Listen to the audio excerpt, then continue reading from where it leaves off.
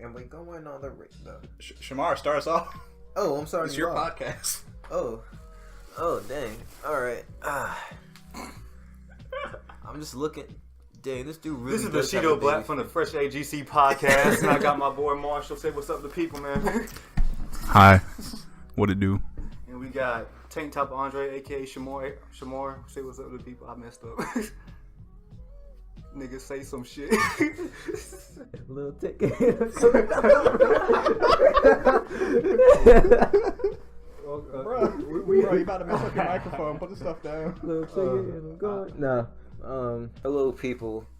I am Shamar, aka Tank Top Andre, aka Sauce Daddy. There is no way to edit that out. Tell them why to call you Sauce Daddy. They call me Sauce Daddy because I make pizza. No, it's because you make pizza. Because I make pizza. First of all, I make pizza. I work at Little Caesars. And because I make pizza. No, that didn't happen. No, they did. Edit this out. No, so apparently Make it sound like he said that it's because he makes pizza. No, but apparently I make pizza, and that name just kind of stuck. It's because he makes pizza. It's because I make pizza. I'm the Sauce Daddy. From Marshall's files and said, we're going to take this nigga to jail. No. But I didn't reply. That I just like the name, but I don't like the fact that, I make pizza. Anyway, what's the topic of today? Sauce Daddy. Oh my God. Fuck you. Let's cut that out. What is the topic of the day, Shamar? Oh yeah, the topic is Ubisoft games and fighting games. Yeah.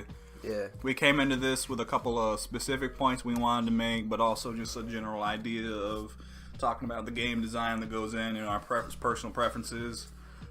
Christian, I believe you were the one that wanted to talk about a specific character in a specific game from a specific company. I sure do, Damien. Yeah. Yeah. Oh, by the way, Watch Dogs spoilers. Watch Dogs 2 spoilers ahead. Yeah. So skip ahead of like 10 Horatio minutes. Make pizza. Skip ahead. This amount of time. Skip ahead. This amount of time.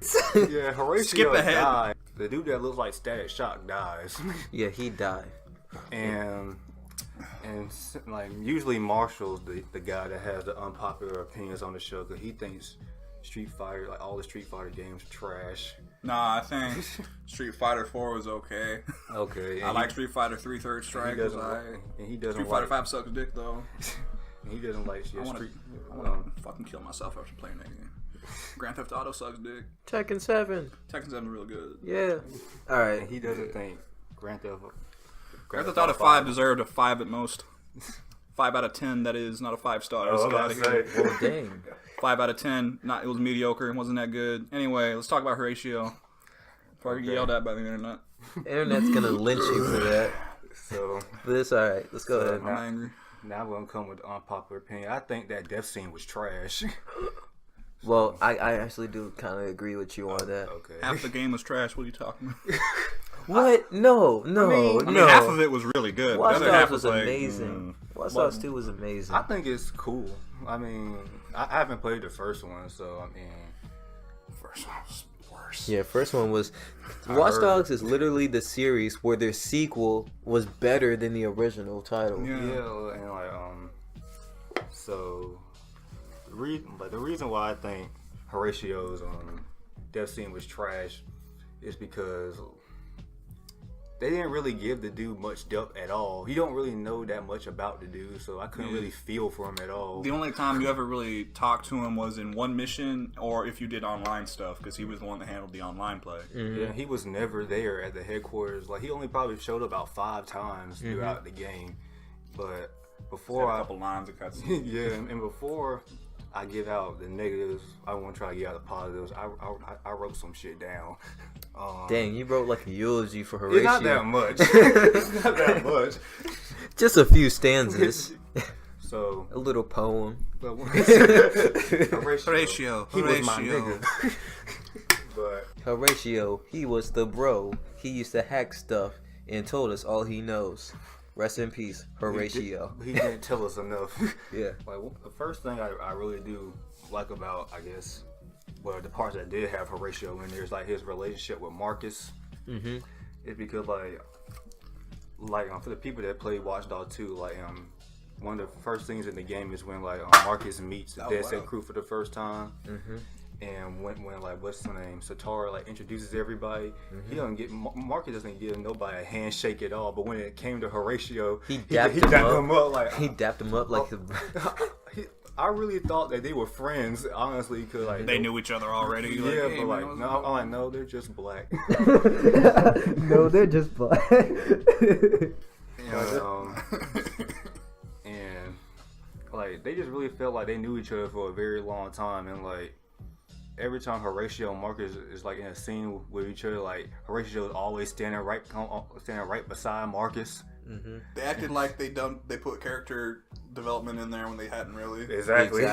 and another the second positive I had with it, and like this is also a negative too, is like the noodle mission. Is that what the company called? Yeah, noodle. Mm-hmm. Like I think I liked it because it really showed how it's like equality, sort of, not really at all. Yeah, like it was like the racism was kind of subtle in it a little bit when like. Oh yeah, I remember because Horatio, he was working at Noodle for like this undercover thing, and his boss was like treating him really messed up and like quote 3 other black people work here. Yeah, pretty much. And like there was some like relatability to that, because I think I don't know about Shamar, but I feel like me and Shamar kind of went through the same thing, because like we were like the only black people at a certain place. Oh yeah, most definitely. And they come at you with some stupid shit. Yeah. I went to a family reunion one time. Oh yeah. Wait, did they come at you with stupid stuff? Not really. I mean, it was pretty chill. All right. It was my family reunion, by the way. Yeah. I went to Shamar's family reunion. It was pretty chill. Yeah, we had pool stuff and drinks, and it was nice. But I think the best part that happened at that party was when my mom came to pick me up, and she was like, "Is Marshall here?" And then the guy at the door was just like trying not to say white boy. Oh my! He was just like, "The one in the yellow shirt," and she was like, "Yes," and he was like, "Yeah, he's a." So what were we talking about? I was talking Horatio about and Noodle. Like Horatio's Noodle. Now, okay. Yeah. But I do like the Noodle mission. I thought that was one of the dopest missions in the game. And plus, you get to know more about Horatio. Because it's also a lot more diverse gameplay wise. Yeah, and that's a bit of a parallel, ain't it? And like you learn that Horatio is one of the only black people in the company. And people think he talks so well. Yeah, they talk about him like that. You act so white, Horatio. Good. It's impressive. Wow. This is impressive for you, Horatio. And that's one of that's one of the many problems I have with his character, is that they try to introduce death into him way too late. Yeah. They should have put that probably like in the beginning. It's kind of like Brian from Family Guy, when they killed him off, they like shoved in so much because he's an asshole throughout the entire series, and then at the very end they wanted to make him like, look, he does all these good things, and then dead. Yeah, like you do like 2 or 3 missions after that, and all of a sudden Satara calls like, "Hey, Horatio got kidnapped." I'm like, Horatio got okay. What? Like I'm literally fighting off these freaking people, and you're telling me about Horatio. And then like. Right. And what's his name? Shamar already spoiled the shit for him by accident. He said like, did you get the part when Horatio died? I was like, no. He was like, but like it didn't really matter to me because the nigga wasn't even there, so I didn't even care that much that he died. But I feel Watch Dogs was full of some, like, including that, just poor writing decisions some of the time. I mean, the writing in general was like really good. It was funny and witty. It was really good writing, but the overall like plot for it, they did make some plot mistakes. Writing was they made some mistakes. But like I said in the previous podcast, the first scene you have with the main antagonist, you are fully armed and you have the ability to take him out, and you just don't. Yeah, because you're Marcus. I feel like some cut scenes in the beginning were kind of like ended abruptly. Yeah. For me, like it felt like the writers had more dialogue in there, but for some reason, like, no, we gotta cut it for time. Right. Nobody wants to hear this bullshit.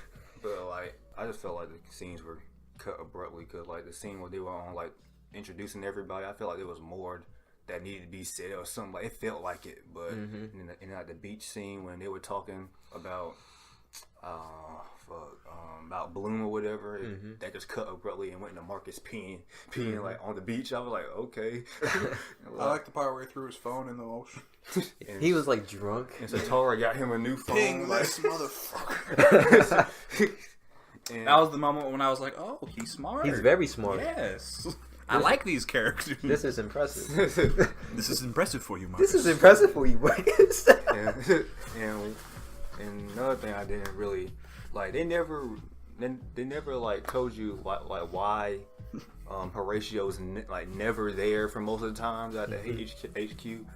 I mean, he works his job at Noodle. I know, but like they never explained. They never explained explicitly. Yeah, say like anything. and plus, like I mean, I could understand that, but they could at least said something. Like if I would have like wrote it, I would like have Horatio just kind of show up out of the blue, like, "Hey, y'all, I'm sorry I'm late." And Marcus would say like, "Hey man, how come you never here?" And Horatio could be like, "Man, I'm trying to like, I got a job, motherfucker. Yeah, a job. He's like, "Hey man, I just got this new job or whatever." I don't get to shoot people and blow stuff up like you. Get out of here. And working in Noodle and stuff like that. I mean, I gotta I pay for half the shit here. To be real. Get off my couch. And like he's like the operating guy at DedSec too, so he plays a very important part. And But he's never there. yeah, He's like, never there. He should have been there like almost the entire time. Yeah. He's the operating guy, but if they want to add some complexity or just some depth into him, they could add like a storyline. Well, not like a storyline, but kind of have him say something like, "I gotta work this new job. I gotta help my mom out for something like that." Kind of give you a little more depth. Like you don't gotta know everything about him. Just give him that A much. reason. Yeah, Yeah. a reason. Like, so that's about it. How do you feel about the gameplay of that game? I kind of like the gameplay, the car, like the car mechanics or whatever. I think it's Serviceable. Yeah, I think it's. I don't know. I'm a little iffy on the cars. Yeah, it works. It's better than Watch Dogs 1, believe me. Most definitely. Like Watch Dogs 1 was like a freaking 2-year-old like got a toy car, and as soon as you press the left stick, it went and it went right to the left, and I kind of felt the same way. 90-degree angle. right. I kind of felt the same way about Watch Dogs 2 car mechanics too. Like it's okay, but at the same time, like I mean, It's serviceable. It gets you where you want to go, but it doesn't do much more. But I don't understand why you can have fast travel at like on like the HQs. And you can't have fast travel like everywhere else. I don't understand that. That gets on my nerves. You can fast travel to Like stores, clothing. can't you? Yeah, I know, but that's clothing one of the places. only places you can like fast travel to. I get it. Like the missions you're talking about. Yeah, that makes sense. Cause like you gotta go all the way across town, like all the way across the river or whatever. Like I was like, man, If you're gonna have selective fast travel like that, at least have it more like spread out. Places where you think is gonna be most important. Right. I know, like this is a little thing, but I like when what's the name Marcus like parkours. Oh, Yeah. like man. you doing flips and shit. Like That's Yeah, not a that's- little thing. That's a that's major fire. part of the game. That's really nice. yeah, that's like, fire. Cause I be catching myself like just doing flips over the car and shit. Right. Just for no reason. Yes. I be trying to get that flip. Yeah, that over the one hood. flip. You be just jumping off the car, and then you get back on the car trying to get flips done. Like it makes you feel like a badass. Running like, away from the Yeah, cops, just and you're running like, no, away- wait, redo. Yeah, Yes. it just makes you feel like a badass just running through the city and just doing flips and shit. And Right.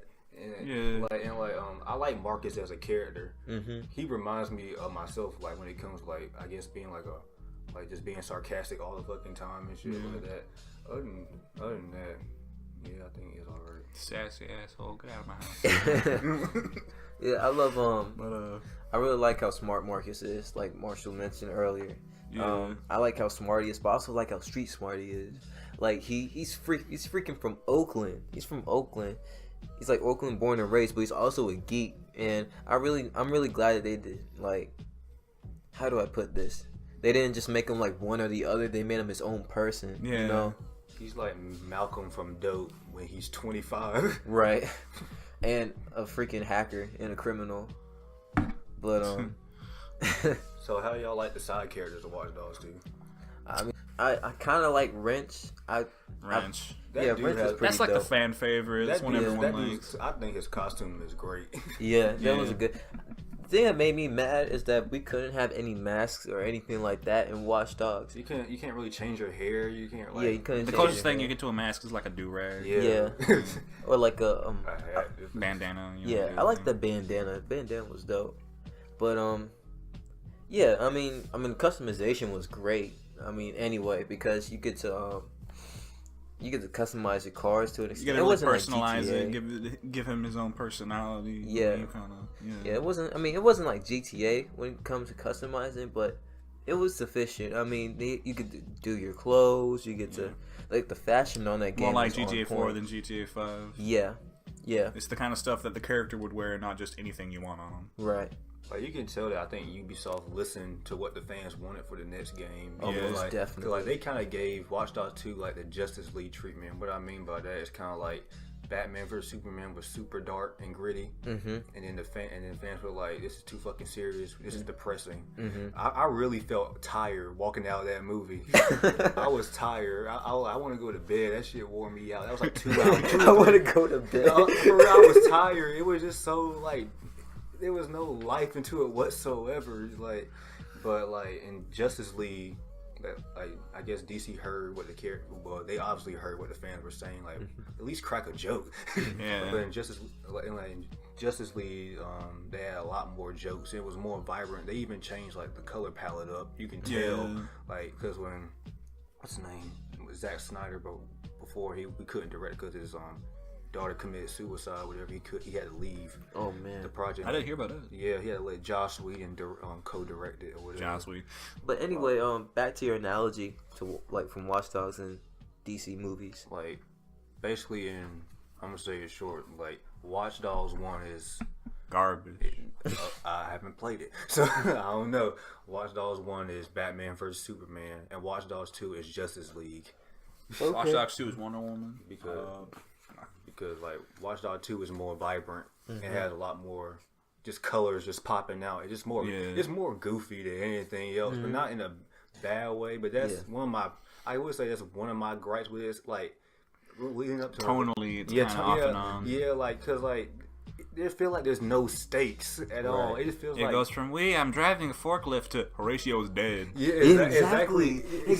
Like it just shifts the tone so fast. Yeah, like you're like Horatio got kidnapped. Like, okay, like I already knew what was coming because you already told me what happened. I'm like, okay, the nigga gonna die. Okay, and when it showed Marcus like actually crying, whatever, I felt bad for Marcus. But you didn't feel for Horatio because like I don't know anything about him. Like, so like I mean, yeah, it's sad that somebody's dying and this is his friend. But yeah, I mean, like, oh well. Like I was kind of messed up about it when it first came up, and because like I really wanted to get to know Horatio more after the noodle I wanted incident. to like him as a character, but no, they just fucked up. Yeah, and I think I felt like that was setting up to do that, and then it just nope. Right, but I think they might have done that intentionally. Yeah. Because I mean, it kind of reflects on Marcus. Because Marcus, he didn't know Horatio that long either, but he wanted to get to know him. He was like, Horatio was obviously growing on him. You know, he's becoming a really great friend, and then all of a sudden he's gone. I think that really kind of, tuned the player into how Marcus felt during that moment. Chris is trying to decide if he believes you or not. Exactly. I'm trying to figure He's out, over there like processing this information. He's like, I don't know. I mean, you probably right. You're probably wrong. Probably know. right. You're probably right, but I already stated my opinion. I can't go back now. Like, I told these guys like 2 days ago, I was like, Ubisoft said there can't be two black people in the same scene for a certain amount of time. Yeah. So. No. So like they said like we can't have what's his name Lamar and what's his name from GTA 5? What's that? Franklin. We can't have that shit again. I mean, the thing. Oh my gosh! I'm about to go on a tangent about GTA, but I'm gonna stick to Ubisoft. I'm gonna stick to Ubisoft. I'm gonna stick to Ubisoft because that's for another day. Like if we talk about. We're gonna have an episode just for Marshall. Just for me to talk about Grand Theft Auto 5. Just to talk trash about all the games we love. Just come in here and be like, alright, Assassin's Creed Origins, trash. That's actually my next topic. GTA 5 trash. So like, how we got the Watch Dogs 2 stuff out the way. I guess so. I mean, Yeah. So how is that? Oh, Assassin's Creed Origins? I thought it was trash in the beginning. I'm not gonna lie. I thought it was absolute garbage. I thought I wasted my money on it, and I thought that I thought that Assassin's Creed, the series, would never be redeemable.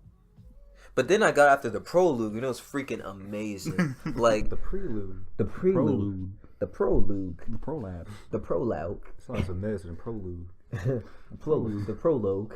Or hemorrhoids. Yeah, but Christian just shaking his head. he's just disapproving right now. The disapproval's heavy. All right, but anyway, after the beginning, because the beginning. All right, I'm not gonna say any spoilers because I didn't put a spoiler warning. But we always say Horatio's. Baked pizza. Would you stop, man? Like we just We got past that. We literally got past that. You can't say that. God. People can skip around the People video. can skip around, like, but they'll still know. It's been a year since the game been out. So Still, man. That's Assassin's Creed Origins. Spoiler alert: you're in Egypt. yeah. You're in Yeah. Egypt. You're an Egyptian. everybody Spoiler looks alert! white. Spoiler For some alert! You reason. assassinate Oh no, people. no. I'm It's just actually- joking, but like I mean, there are Alexandrians that are like white-ish, but but I actually really like the culture blending. But I'm gonna talk about that after I finish my point with the prelude.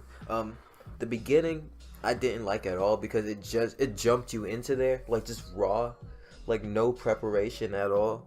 Like it was like bad sushi, and I really disliked it because it gave no backstory and no introduction, no you warm don't up know to what the fuck was going on. That's basically what you were trying to say. no. It gave you no warm up to fans who just got into Assassin's Creed. Okay. And to people who knew Assassin's Creed before, it gave us no warm up either because it was a new character, a new setting, and it had all this other stuff going on. So basically, yeah, I agree. Aren't there RPG elements and stuff now? Yeah, the RPG elements really threw me off. I hated it at first, but it grew on me. And it ended up, in my opinion, becoming one of the best, combat systems of Assassin's Creed history. Really. Oh, they actually changed it up. Yeah, I mean, here's the thing. I didn't like the numbers and whatnot because like when you're hitting them, it shows numbers. But I mean, I just took it off because it's my personal preference. But after I did all that, it reminded me a lot of the combat in Assassin's Creed 2.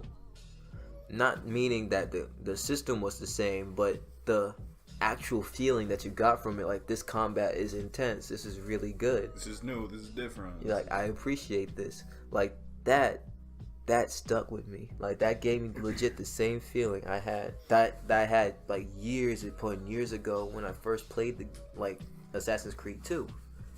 And yeah, so the combat was really good. In the beginning, when they were showing you everything, I didn't like it at all because I just thought, it was different. It's trash because it's different. But It's not the same. yeah, but it did give me time to kind of let go of the notions that I had with the last Assassin's Creed. And when you kind of let go of all the things that you held on to from the last games and appreciate it as its own new unique game, it is actually very, very satisfying because it has those new features and it's growing on you and it's like, holy crap, this is actually amazing. Well, not amazing, but it's actually really good. It's like a natural evolution of what Assassin's Creed is. Yes, but they also retain some of the old elements of Assassin's Creed, which made it even more satisfying. Like, I'm not going to talk about the story because, that's spoilers. Is it a good story? Yeah, the story's, I'm going to say amazing, but the story is very good. It was, the story is pretty good. It reminds me of, Ezio's stories and, what's his freaking name? Edward story from Assassin's Creed Black Flag. It reminded me of that because it was just really good. It was a good story. It wasn't rushed or it wasn't. It was well paced. It had some good plot points to it. Yeah, it had decent. The writing was decent, which is always nice. Yeah. That's really all I'd say about the story because I haven't beaten the game yet. I just played a little bit, but Let me ask y'all a question about the Assassin's Creed games as a whole. Like, well, I kind of noticed that sometimes the games are kind of rushed out, almost like a year. It is a yearly. Yeah. Like, do you think they need to slow down? I mean, that's what they did for Origins, and a lot of people still think they could have probably taken a bit more time with it. yeah, I mean most definitely. With Origins, I'm really glad they took a year off because you can see it. Like the game is beautiful. You have, the combat is fresh. It's new, like I said earlier. The only thing that I can complain about is, with the actual dialogue in the writing, like the actual writing and the plot points, and how the missions are set up in the game is really good. It's probably the best ever. It's probably the best since Assassin's Creed Black Flag, maybe even Brotherhood. Like it's really good, but the actual dialogue it irks me a little bit because you have like ancient Egyptians and ancient Alexandrians talking like us.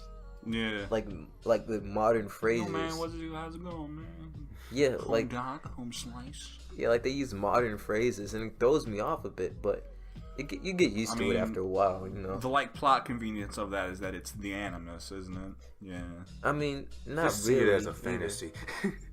Because the Animus. Speaking of that, I'm really interested in seeing either an Assassin's Creed game that takes place almost wholly in like the modern day, because obviously they're leading into something like that because Abstergo is getting more and more powerful as it goes along.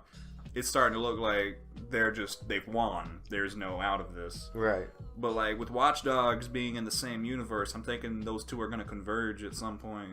They're in the same universe. Become one big, yeah. I didn't know that. Bro, I mean, in the first game, you kill the CEO of Abstergo. Yeah. I didn't But play it's the first like- Watch Dogs. I told y'all this. Yeah, that's Then like in the an fourth Easter egg. game, in the fourth game, he like stops being there like halfway through the plot. But and by the way, that was the Easter egg in Watch Dogs. That wasn't like actual plot yeah, it is. thing. Get out of here. No, but It's in both the games. yeah, I mean Easter egg. But what was I saying? God. So yeah, Tekken 7. Nah, but I was talking about the story, wasn't I? Yeah. I was talking about like the We dialogue. don't know anymore. Yeah, I was talking The about the Animus. dialogue.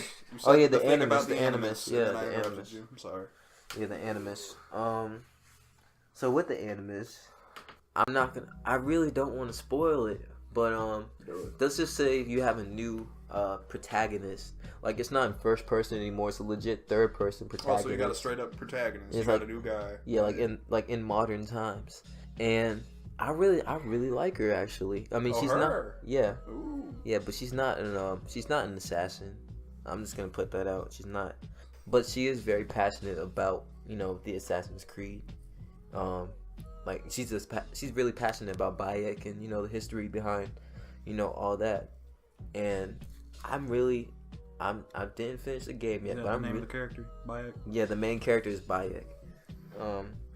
But that's what I'm really interested in seeing how she can develop maybe into an assassin. Yeah. Because we had the Templars. Kind of the way Desmond did. Yeah, the way Desmond did. Because Desmond was with Abstergo first. And then he didn't really convert on his own, though. Like, Rebecca... No, Came it in was and got Lucy. him out of there. Yeah, it was Lucy. Lucy, like, broke him out. And he was just like, Okay. holy... He was like, okay. Yeah, because... I guess I'm doing this now. It's Yeah. better than being in prison. Right. And then he was just like, Abstergo really does suck. And then he kind of went more... His passion for it grew. Yeah. As time went on, and I really see that with that character. I really think that this new character, is going to be like a revitalization of Desmond. So I'm really excited about that. What about the gods and everything that happened? Well, in the game, Spoilers for the third game. At the end, Desmond dies to resurrect the old gods and stuff. Yeah, does that come into play? Yeah. yes, yes, Oh. but it comes in literally, actually inside Bayek's memories, like back in ancient Egypt. It's an animus inside of an animus. Yeah, but Oh shit. But the reason why I say that is because you get to interact with first civilization, which is what the quote unquote gods are called, because there was actually a first civilization before humans. Yeah, the precursors. Yeah. Yeah. And that's what that's what you have. Like you come across the technology, that kind of technology, like with the armor. There's this armor called the Isu armor, something like that. Where He's it's got an literally Egyptian man running around with an AK-47. that would be funny. Try me, It's like, yeah, my boy. just have an AK instead of a bow. My boy, I have crafted this weapon. I have crafted this weapon for you.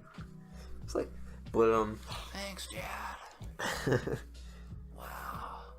But yeah, so basically Bayek, he comes across, and this is like with a side mission, by the way. He comes across this the armor that has like first world civilization, technology in it, which is pretty dope. Kind of like the Mayan armor from what's it called? From Black Flag. It kind of has that vibe to it. Is that like armor where the like assassin's uniform comes from? What the first world armor? Yeah. First civilization? No. Alright. Nah. But I say, does it got like the hood? No. Nah. I'm not sure. I think it got a hood, but I don't think that's where it comes from. I think it's just like a side quest, armor thing. But and he also interacts with like this apple of Eden, like something similar to that. And I really thought that was interesting. Pretty powerful. Yeah, but I really thought that was interesting. So yeah, he does come across first civilization. What do I say? Technology. Ruins and technology. Yeah, technology early in the story. And that's interesting because, it's like way back. So that answers your question. That's what happened, really. We're still finding out about it and seeing, there's traces and stuff, So how many Assassin's Creed games are like in the series so far right now? Well, there's the first game, obviously. There's like 3 of them in the second trilogy. Mm-hmm. There's the third one, fourth one. There was the 2 of them that came out simultaneously. Mm-hmm. There's one on the PS Vita. Mm-hmm. There's obviously Origins. There was another one that came out between Origins and the 2 of them that like bombed horribly. Yeah, a Syndicate and Unity. Yeah, I think so. Yeah, and Unity was the one that bombed. Syndicate was pretty good. Yeah, Syndicate. The only thing I didn't like about Syndicate was just that I didn't like the combat in Syndicate, and I really thought that I just couldn't connect with the characters like that. I mean, the grappling hooks and just the gameplay in general was really rushed, and I felt that if they did take more time, like Origins, it would have been a lot better. But anyway, I'm coming off track right now. On another topic about Ubisoft as well, how do you guys feel about Far Cry 5? I'm ready for it. Yeah, I'm ready to play that because like the story really interests me because like the whole cult thing, like I took an interest in like. It's certainly a risky route to go. Yeah, cause, like people are mad at that shit because like mostly white people would think that this is racist. But it's Christian. That means it's good. And plus they're Southern, so yeah, Southern Christian-based cultists. Yeah. Yes, that are but out in like the rural areas. Yeah. I think I'm interested to see the gameplay because they seem to be mixing a lot of gameplay from Primal in with more modern technology, and I think it's going to be interesting to look at. But the thing is, I never really played a Far Cry game before, but I really want to play this one because, like, for one thing, like the story just interests me because I do like random research on random shit, so like I took an interest in like cults or whatever, so I don't want to be part of a cult. Yeah, let people know. The cult really reminds me of like, the new Outlast game. Yeah, where it has like the cult in that. It reminds me a lot of that. Like, reminds me of like Charles Manson. Yeah, it does. It does a little bit. Charles Manson, because he had The Family, which was a lot of people that were part of his cult that he tried to like keep them away from everything else, keep them away from news sources, from other people's like opinions and ideas about things, and just brainwash them pretty much. Yeah, and that seems to be a lot of what Far Cry 5 is trying to like emphasize. He even sent out like assassinations. Yeah, he really did. That was crazy. But yeah, that's what it reminded me of though. Like the cult in cult in Far Cry 5 reminded me of the cult in the new Outlast game. What was it Outlast 3? Outlast 2. Outlast 2. Yeah. There is no. That's out yet. That's out, isn't it? It's been out for a while. Yeah, that's what. I ain't played that. I need to. Yeah, it's really good. But we're not talking about Outlast.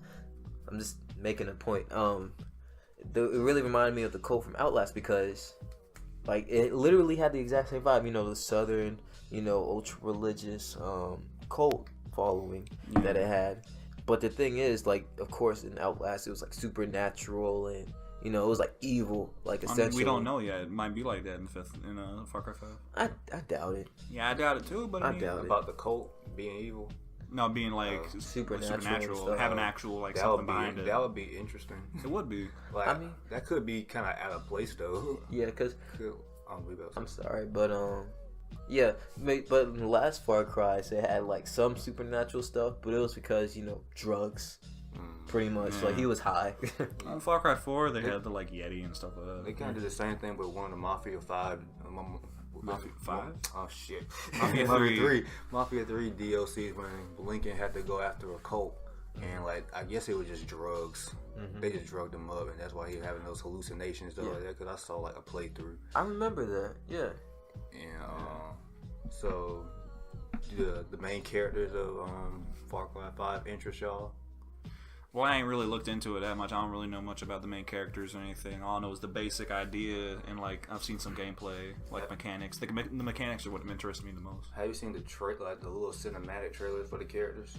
No, I didn't even know they released they're those. pretty dope. They're pretty dope. Like there was like a black preacher or whatever who's one of the characters of the game. Well, he's basically going. I killed Lincoln Clay. But then like he was gonna go after the cult because they blew up his church. Oh man. So like he had like probably the dopest cinematic because he had like the gun inside the Bible. Oh man. Oh nice. Shit. That's deceiving. But yeah, I really like the and this is the only one I really watched really. But I really like the one with the guy with the airplane and whatnot. Oh yeah, that was I saw him dope. some of the gameplay stuff. Like he can like drop bombs and stuff for you. And like send dogs out. Wait, was that the same one with the dog or was it a different character? But you get to be a cop in this game. So you could be a creative character or whatever. A created character? Yeah, but I would rather just play the Far Cry game. Are you serious? I mean, like you'll play a cop, but it's gonna be first person, so yeah, so it won't really matter. Yeah, it won't really matter. But like, I would rather just play one of the three characters. Well, I guess that's for like multiplayer, like co-op stuff. No. That's in the main story. No, I know, but like I would guess that most of the aesthetic stuff would be for co-op. Yeah, but I would rather just play one of the three characters because they interest me the most. So, but it don't matter to me. So yeah, that makes sense. So what about the second topic of today? Fighting games and our preferences for them. All right. Well, who wants to go first? Because you brought it up. Oh, hey, shit. I like my fighting games slow and methodical, hard hitting, with good graphics, good moves. They can't hear you. Full of character. All right, I'm gonna ask. I want to ask you all a question. Do you think story matters the most in a fighting game? No. Okay. No. That's what I thought y'all were gonna say. Sir. Well, to an extent, I feel like if a fighting game doesn't have some sort of story to it, then it's not really worth playing. Yeah. Like a lot of people were angry that in the arcade mode for Tekken 7, there are no arcade endings. Which of course they have a fully fleshed out, fully cinematic like story mode. Yeah. Which, to be honest, the Tekken story modes have always been a bit kind of silly. Yeah, like they tried to do like a story in Smash Bros. Brawl. I like that story. I'm gonna be honest. That was one of the main reasons I played that game. I like the campaign in Smash Bros. Brawl, but it didn't really like matter. If the mechanics can flow into the story, then I feel like that can be done very well. Like that game did it very well. I feel the old Conquest modes on Mortal Kombat games on the home console versions were pretty good. I think that if you can flow directly without having to use like cinematics to carry from fight to fight, if you can actually move around and do stuff like in the Naruto games and stuff like that. Oh yeah, I remember that. And that would be pretty good. Do we count Naruto as a fighting game? I would say so, because Yeah, it's like 1v1 arena fighting. Yeah, but like Dragon Ball Z counts as a fighting game too. So yeah. do you think when it comes to Xenoverse, like I think they've been just redoing the same shit over and over again with Xenoverse. When it came to campaign, like the story mode, like it was literally the same exact thing. That's the point. So like I mean like this time you're time traveling, but even though you're doing the same thing for the past like 20 other games you've been doing, so they need to like. I don't know what they're gonna do with the new Dragon Ball game, but I think I like the one they released that was like 2D with the hand-drawn graphics. Yeah, like, I'm wondering if that's gonna have a story mode or not. What, Dragon Ball FighterZ? Yeah. Oh, that was dope. I like that game. Yeah, I feel like aesthetic is a very big part of a fighting game. Like Tekken 7 really, Tekken in general really has always coasted almost on its like style. The substance, of course, is also there, and is the reason that it is one of the only 3D fighting games to still be played competitively on a constant rate. Right. But the style of it's always been there. It's always had a bit better graphics than most games that when it came out. It's always had just very detailed and interesting characters to play as, which is another thing. If you're playing as a character, a lot of people that I try to get into a game that they ain't played yet, is they'll say, I don't want to play a fighting game as characters I don't know who they are. Right. Like, I don't, because that's why a lot of people stick with Street Fighter, and a lot of people stick with Tekken, and stick with the thing that they know. And I think that's why games like Marvel vs. Capcom have a lot of appeal, because they use characters that you already know of. All you gotta do is learn mechanics. I get to play as Spider-Man. Oh boy, my favorite superhero. Yeah, but I agree. I agree a lot.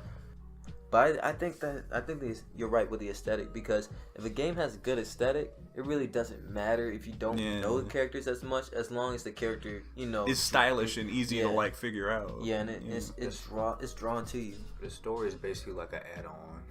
Yeah.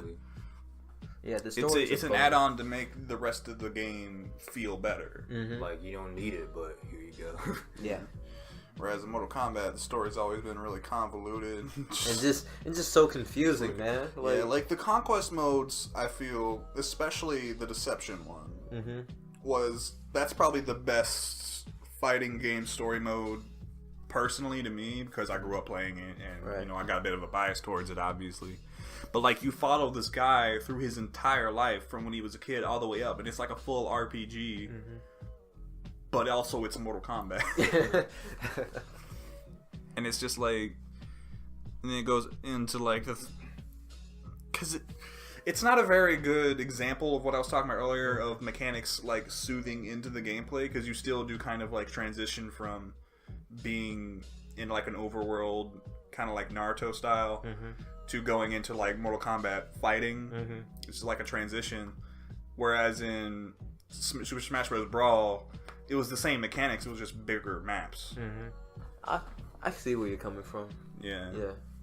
And like with the hub worlds, I really like hub worlds in fighting games, but only if they're like interesting. Like Naruto Ultimate Ninja Storm was like really the only fighting game with a hub world that had like stuff to do in. Yeah, it was like perfected. Like they actually made like it's just fun to like run around in and do stuff. All I did was jump on top of the buildings and shit like that. But it was, you gotta admit, it was pretty fun. Yeah. Like collectibles and talking to people and like side quests and stuff. You get to unlock moves and whatnot. I didn't like the like hub world in which came the Boruto game, the one they got Boruto in it. That hub world was not. That was not Naruto. That was not Shippuden. I hated the hub world. Like you can't really do that much there. All you had to do was run to like your That's why when I got that game and I started up story mode, I was very confused, because it was just like from fight and then to another fight. It was just like a vignette. You're basically just doing the Boruto movie. Basically. Pretty much. And like I don't care about Boruto like that, so I was like, it don't matter. I haven't really cared about Naruto like that in a long time. Not because I don't like it anymore, I just don't care. It's old stuff. You've been through that. I've seen spoilers on the internet already for the past. How long has Naruto been like stopped in Japan? About 6 years. Oh man, I forgot. It been done since like middle school. Middle school. They still gotta do the English dub, man. Come on. It's a good 5 or 6 years then. Yeah, Yeah. man. Yeah, dude. But yeah, what's your favorite fighting game, Christian? What's the one you prefer to play? Wait, you didn't tell yours yet. Well, that's because you interrupted me, man. Oh, I apologize. You can go ahead. I got to think. I'd say, from a purely gameplay standpoint, I would say Tekken 7 is probably the best fighting game. Period. Just because it's very refined. It's got so many different gameplay styles. Every character controls like completely differently. They all have their own moves, like completely unique. But it's still balanced. It still feels fair. And like if you get your ass beat, it's because you're not good enough. You just need to practice more. You need to get better. Right. And like I feel that that's like really good. Mechanics and everything is just completely solid. It's a beautiful game. For a game that came out, it took 2 years to get to America. They refined it when it was in Japan. That was why. And, like, it is fucking great. And it's another thing. They keep bringing in DLC characters, and even to begin with, they had Akuma from Street Fighter. They're bringing in familiar faces from other places to get other people in to play their game. So not only is it already the most popular 3D fighting game, it's gaining more people constantly as it goes. It's got Geese Howard, it's got Akuma, it's gonna have Noctis from Final Fantasy in there soon, and like, oh man, just. Bro, I remember the day Geese Howard dropped, I was like going insane because I expected him to be kind of trash, but he is so good.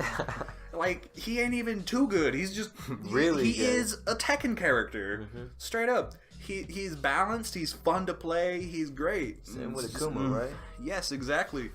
They really managed to take the way the characters control on a 2D plane and just transfer it like almost seamlessly into a 3D plane, which makes me like think, why aren't all fighting games like this? Like it's so easy and it feels so much better. But also I like Marvel vs. Capcom Infinite kind of sucks ass though, I'm gonna be honest. Anyway, So I'll talk about that in a minute. While you were talking, I figured out my favorite one of all time probably has to be Budokai Tenkaichi 3. Ooh, that's I ain't a good ever one. even heard of that. It's Dragon Ball Z. Oh, It's literally probably, I think every Dragon Ball Z fan that played the Dragon Ball Z games think that's the best one. Yeah, out that of all was of them. dope. But I played that one on the Wii, but it's still good. But like last time I checked on Amazon, somebody was selling it like the game was called like $100 or $300 something dollars. Because people just love that game so much. Like, I'm gonna throw you a little bit of a bone here. What? If you want to play an old Wii game, if you want to play an old GameCube game too, there's an emulator called Dolphin that runs them pretty much perfectly. I use it to play like Super Mario Sunshine and stuff like that. And it's not illegal if you've owned the game previously. So there. Or if it's impossible to get it from the previous developer or publisher because they don't make it anymore.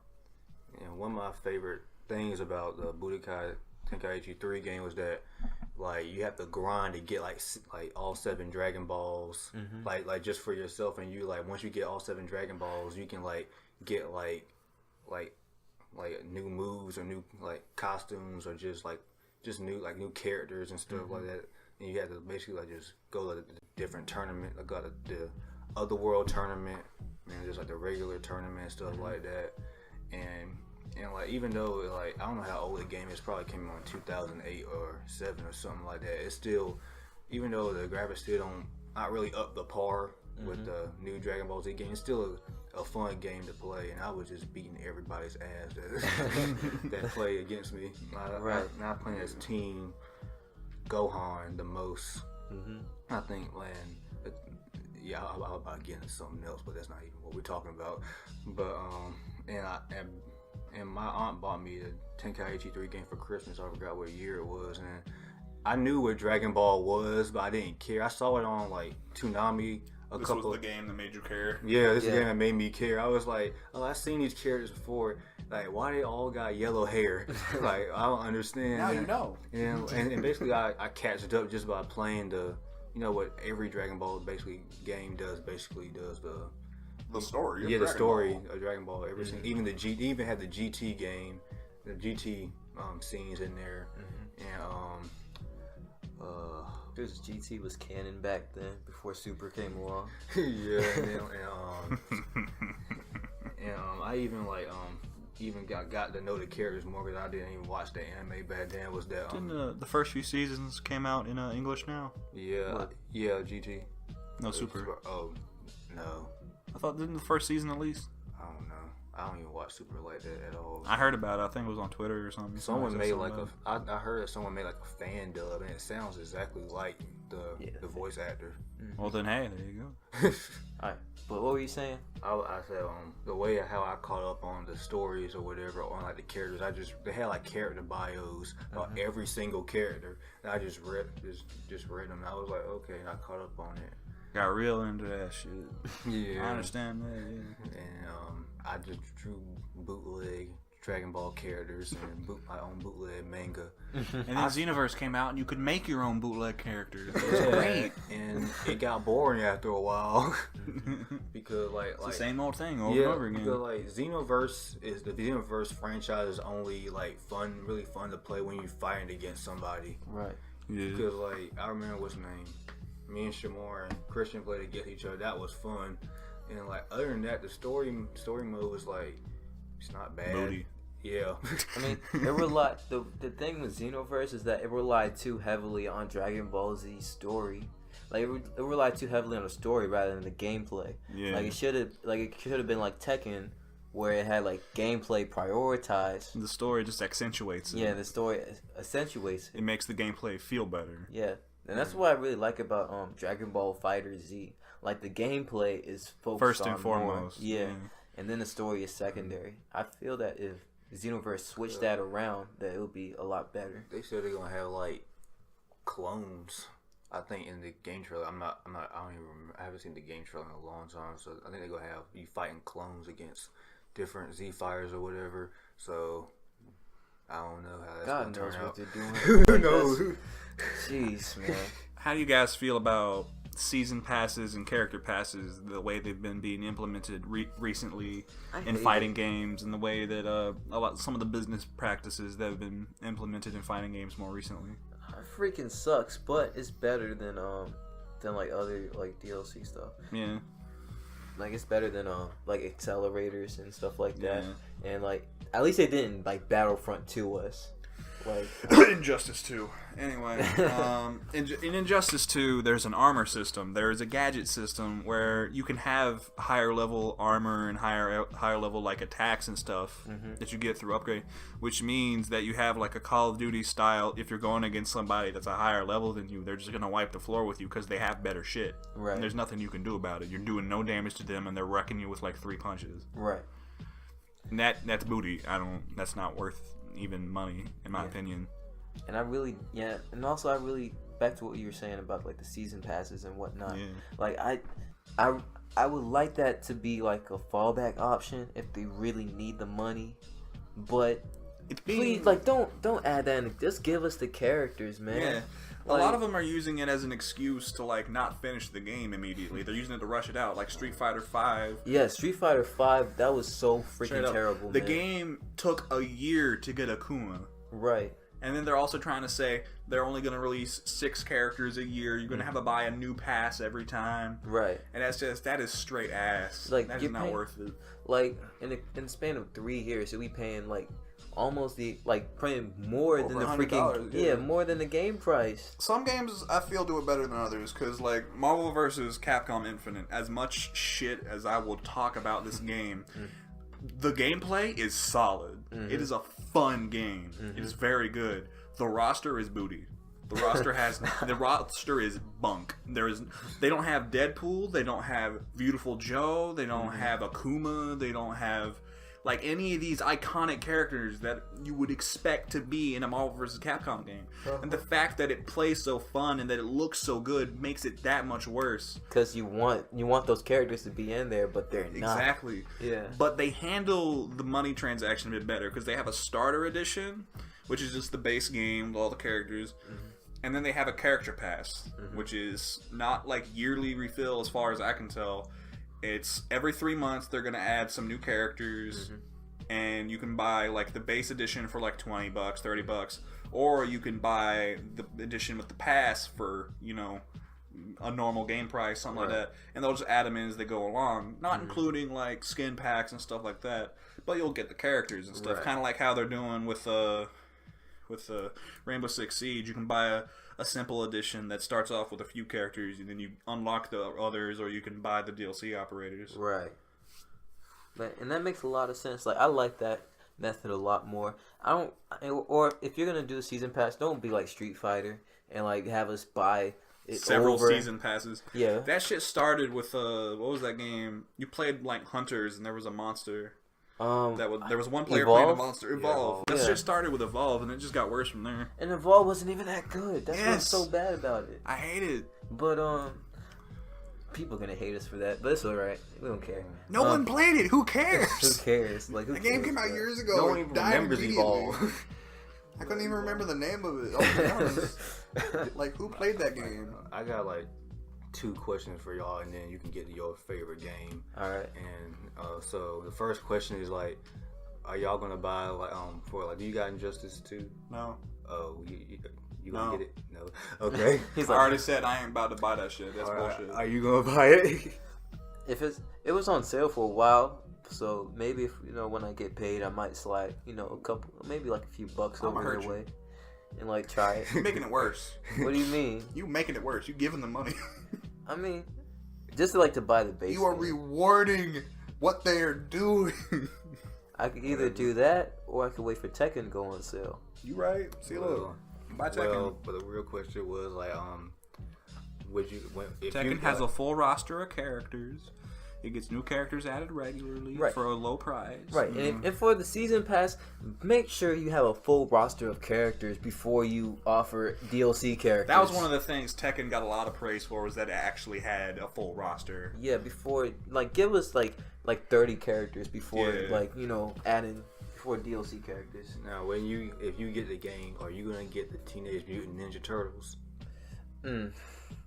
Probably not. I'm probably just gonna watch gameplay of it because I'm not gonna spend that much money on DLC characters. If I did get the game, I might give Teenage Mutant Ninja Turtles just because.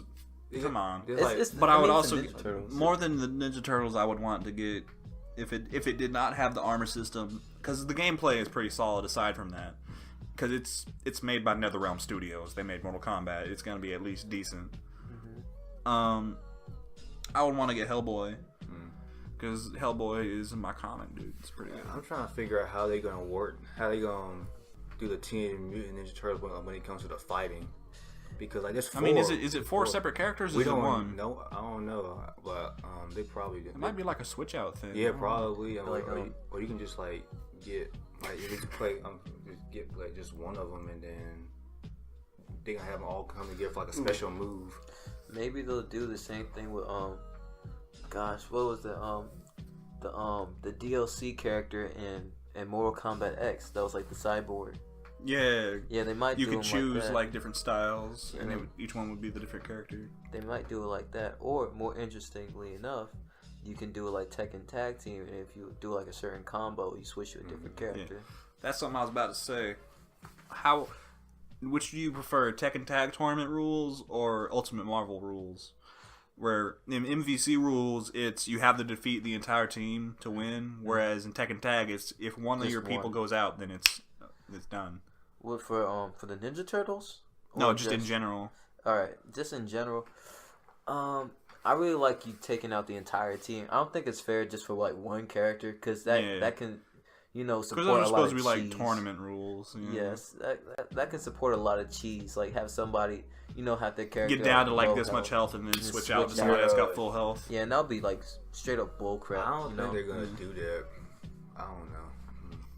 And, like, the other question I want to ask y'all was like, from the for the Dragon Ball Z games and the Naruto games. I think the Naruto games like kind of rehash the same stories in the games too. What's like if you had to make the story, what would you do differently with those games when it came to campaigns? Which one's for Naruto or Both. like Naruto or Dragon Ball Z? Both. Well, most of all, I would do the gameplay first, like I said earlier, and I would incorporate the story second, like make the story secondary, because everybody who got the game, or most of the people who got the game, already know the story. That's why they were attracted to the game. I would emphasize gameplay more, so it'll actually feel, better, and people will actually enjoy it more rather than just, oh, I'm looking at the same story over and over again, and you can fight in it, yeah. But it's like, no, it's actually a decent fighting game. I feel like that's what I appreciate it. Naruto 4 did, is they cut down the story a lot just to focus on gameplay. Right. Because, like I said, it's more like vignettes, and then it gets into the fighting, and then that's the entire thing, and then you get to the ending vignette, and then you go to the next mission. I tell you the cutscenes in the last Naruto game. When Ultimate the Ninja Storm Boruto? 4? Yeah, cause like Boruto, yeah. they first they did like regular looking cutscenes, and then they cut to like Manga stuff. Yeah, manga stuff. I was like, what's the point? Right. We never asked. What is your favorite game? Favorite fighting game? Gee. Well, this might be out of nostalgia, but Naruto Ultimate Ninja Storm 2. No, the first one, Naruto Ultimate Ninja Storm, was probably my best fighting, like my favorite fighting game. The second one was the first one that I played. Yeah, but the very first one of the series, from what I remember, was really, really good. Because not only did it have, interactive hub world, like I said earlier, but it also had like these mini games that you could play, like where you were like running up the trees and whatnot, and you could interact with the character and actually get in fights like with the characters in the world, and that's what really what's what I enjoyed. They prioritized the gameplay over the story. They had the story as the the mold, but they had the gameplay. The gameplay was what drove it. Yeah, that feeling. And I really appreciated that. And I haven't seen any other fighting game that did that in a long, period.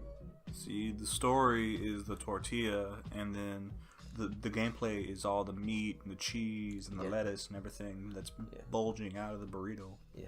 And let me reiterate that because there are fighting games that did do it, focus on gameplay and make story in the background, but I don't think there's any games that did it as well as Naruto Ultimate Ninja Storm. Yeah, I'll say that is a game that really blends together like the story into the fighting. Mm-hmm. But yeah. All right, so we have anything else to say? No. I'm gonna beat your ass in Tekken. Yeah, we about to run some Tekken after this and see who's the winner. So me. And so just to let the audience know. So, what y'all think the next episode gonna be about? Wolfenstein 2. Yeah, that's a good one. Like shooter games, and we could talk about our favorite directors. Yeah. All right, so we're gonna just do 2 little episodes in one from now on. Right. I mean 2 topics. 2 topics per episode. That sounds good. Yeah. All right. Yeah, we're beginning to run over now. It's about an hour over. About an hour over. 4 minutes over. Edit. Yeah, Marshall can edit this. Woo! No, but I got an hour and 4 minutes. Yeah. You can edit I don't know how to edit. You know how to edit on this. I know not like this long term stuff. I edit short term. It's really not that. It's the same thing. I gotta listen to the entire thing and then edit everything down. I listen to it 50 minutes. If I can listen to it 50 minutes, you can listen to it an hour. I'll pay you $5. No, you can do the same thing that I did. We're not editing this out. This is gonna stay in the podcast. No, you're gonna. If you give it to me, I'm not editing it out. This is beautiful. I mean, it's really not that hard. All you gotta do is, you can probably get it done for 2 days. That's how long it takes me, 2 days. All right, so this is the Fresh A.G.C. Yeah, man. Yeah. And if y'all get an hour-long podcast, that means Marshall didn't do shit. If y'all get an hour-long podcast, it's because I believe that all of our content is pure and get the fuck out of my house.